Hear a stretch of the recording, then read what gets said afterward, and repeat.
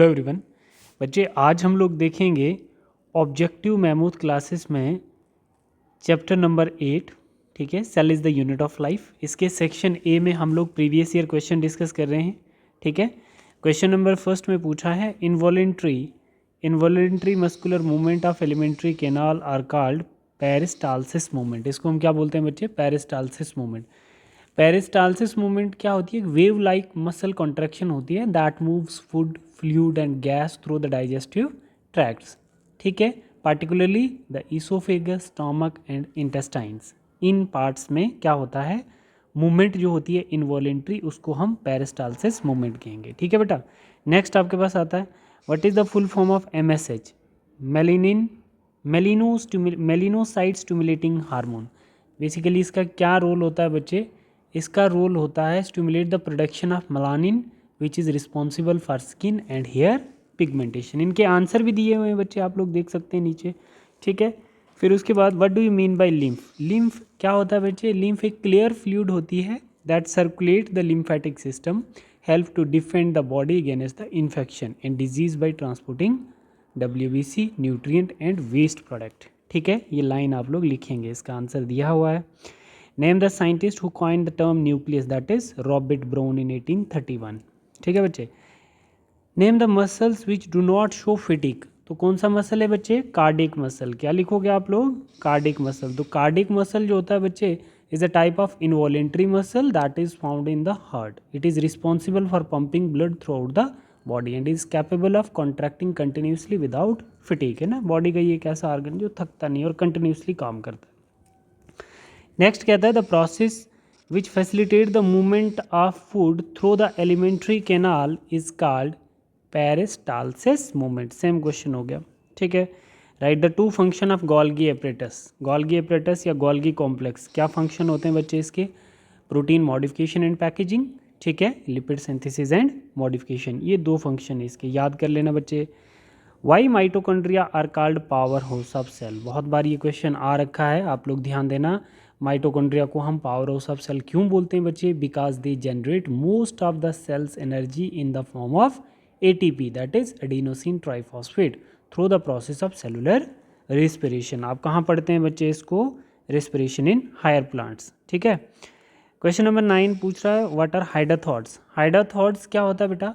हाइडाथॉट्स एक type of gland है जो किस में मिलेगा आपको? प्लांट्स में मिलेगा, पार्टिकुलरली कार्निवोरस प्लांट्स लाइक सनड्यूज हो गया, है ना, ड्रोसेरा जिसको बोलते हैं, एंड बटरवर्ड्स हो गया, जैसे पेनक्यूनिकुला के भी कहते हैं, पिंग्यूकिला भी कहते हैं उसको, है ना। Hydathodes are specialised gland that secrete water और digestive enzyme to help capture and digest prey of an insect, right, ठीक है बेटा।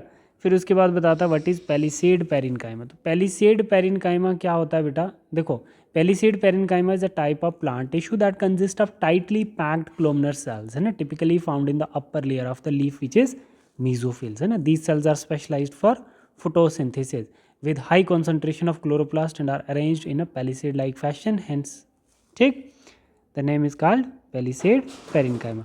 what is the tight junction? tight junction क्या होता है बच्चे?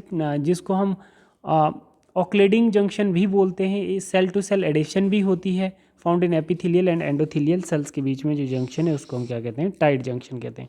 What is cell theory?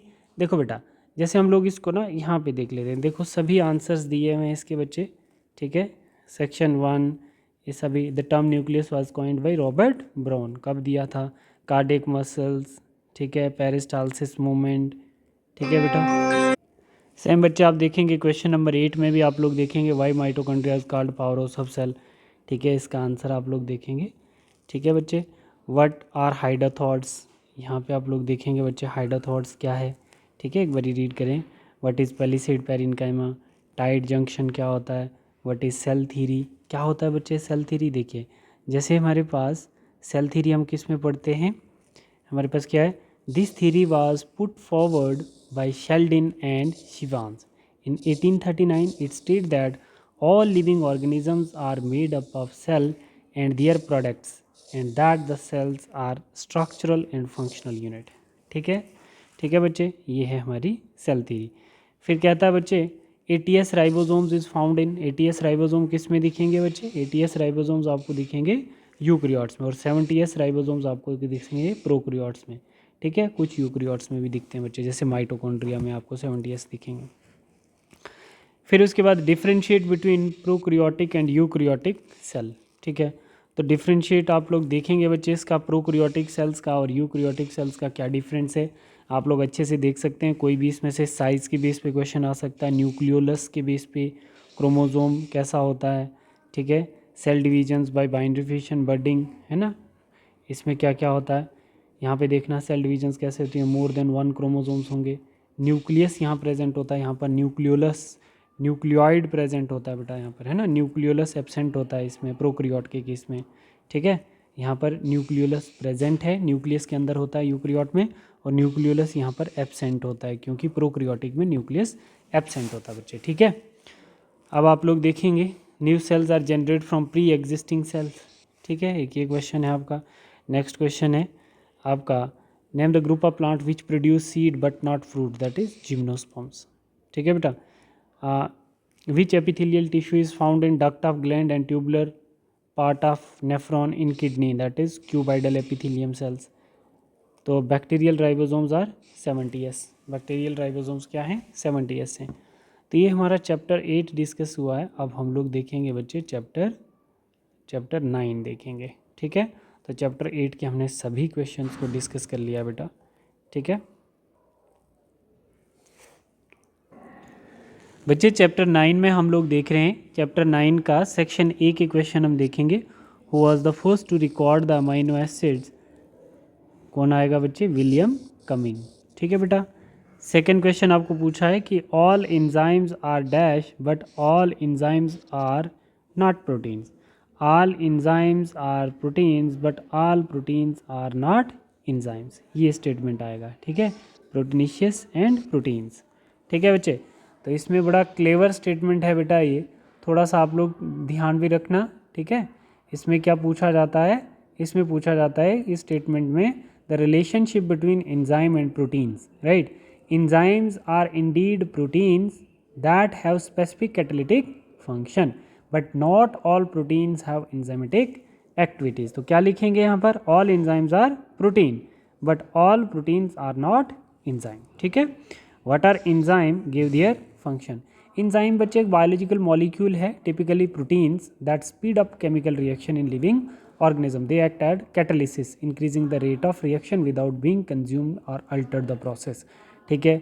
अब इसमें आपने याद रखना बच्चे इसके क्या रोल्स क्या होते हैं, जैसे क्या फंक्शन होते हैं। रेट ऑफ रिएक्शन को एंजाइम इनहांस करता है, कैटालिटिक प्रॉपर्टी होती है, रिवर्सिबल प्रॉपर्टी होती है ना, ठीक है बच्चे।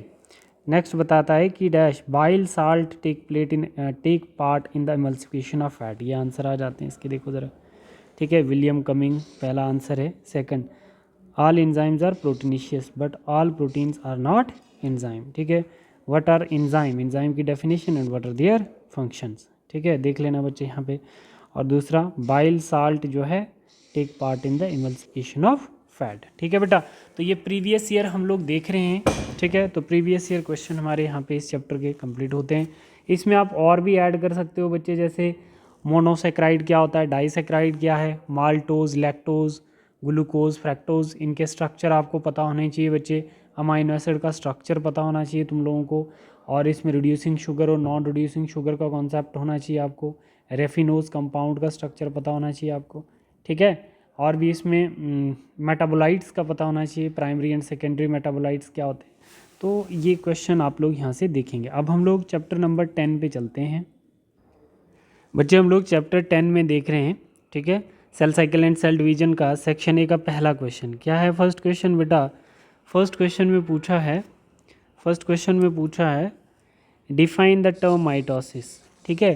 तो माइटोसिस एक प्रोसेस है सेल डिवीजन का जहाँ पर जेनेटिकली आइडेंटिकल डॉटर सेल्स बनते हैं, each with the same number of chromosome as the parent cells. मतलब अगर 46 है तो इसका जो कॉपी बनेगा तो 46 का 46 ही बनेगा, ठीक है बेटा।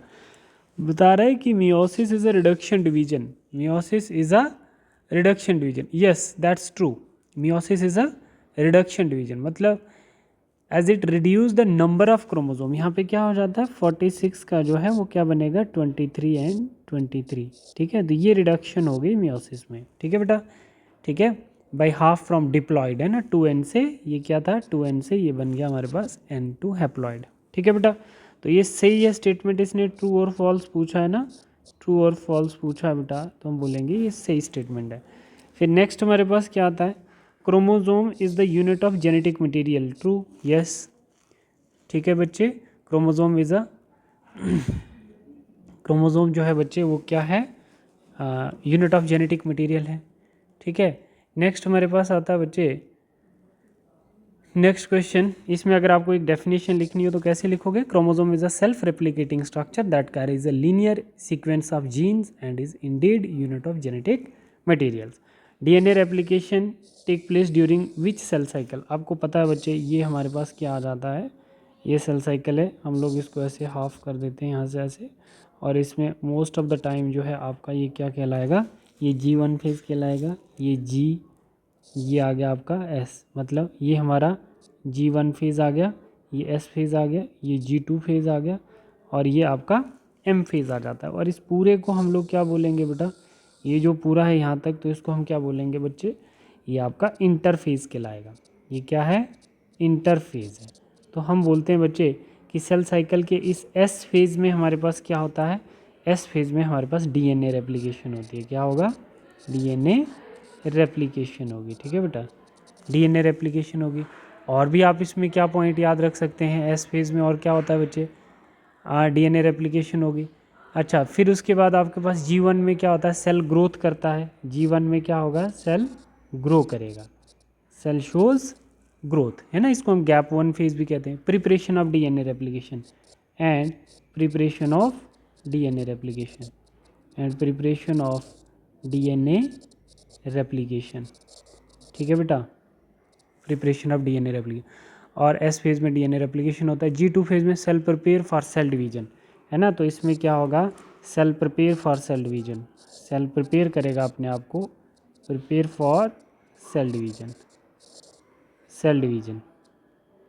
ठीक है बच्चे, और ये फिर हमारे पास क्या आ जाता है बेटा, ये जो है हमारे पास, इसको हम क्या कहते हैं, ये एम फेज़ कहलाएगा, इसको हम माइटोटिक फेज़ कहते हैं, एम फेज़।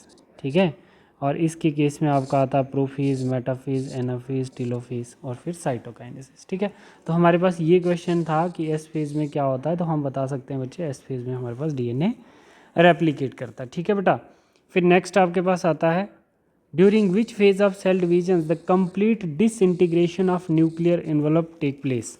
ठीक है, तो देखो ज़रा इसमें आंसर भी एक चेक कर लेते हैं हम लोग, क्या आंसर है हमारे पास, during which phase of cell division, during which phase of cell division the complete disintegration of nuclear envelope take place, prophase, prophase के किस में, मियोसिस 1 में, मियोसिस 1 में। ठीक है बेटा, प्रोफेज के मियोसिस 1 में। तो ये था बच्चे हमारा 8th 9th 10th चैप्टर। आप और भी क्वेश्चन ऐसे देख सकते हैं। ठीक है, chromosome is a unit of genetic material. यहाँ पे बच्चे इसको ठीक कर देना, ये वाला जो है ना हमारे पास स्टेटमेंट, ये गलत है। ठीक है, इसकी जगह यहाँ पे आप लोग क्या कर सकते हैं, ट्रू कर सकते हैं बेटा। ठीक है, तो ये हमारे पास क्या स्टेटमेंट आएगा, ट्रू आएगा बेटा। ठीक है, meiosis is a reduction division, ये भी ठीक है आपका। और ये माइटोसिस का स्टेटमेंट पूछा है। तो ये हमारे बेटा कितने कितने पॉइंट्स हो गए हमारे, इसमें 3 चैप्टर कंप्लीट हो गए, 8th 9th और 10th चैप्टर। ठीक है बच्चे, तो नेक्स्ट वीडियो में हम लोग डिस्कस करते हैं आपका chapter 11 photosynthesis, respiration and plant growth and development. एक ही वीडियो में हम सेक्शन ए को डिस्कस कर देंगे। थैंक यू बच्चे।